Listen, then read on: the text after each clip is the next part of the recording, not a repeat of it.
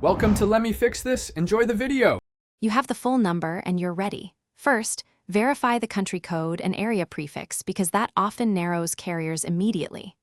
Once confirmed, open a reputable carrier lookup tool or telecom database and enter the number exactly as shown, including plus and country digits. Make sure to disable autofill to avoid formatting errors. While the lookup runs, note whether the number appears ported. That matters because porting can change the current network, despite original prefixes. Next, run deeper queries.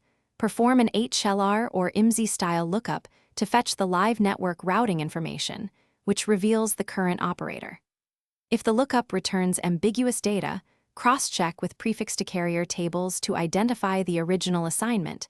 This explains why results may differ.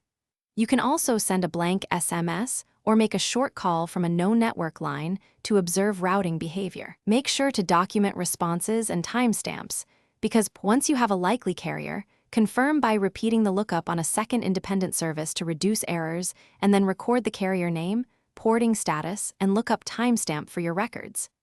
If tests disagree, call the suspected carrier's non-sensitive support line and provide only the number to request confirmation. Do not share personal data. Troubleshooting tip.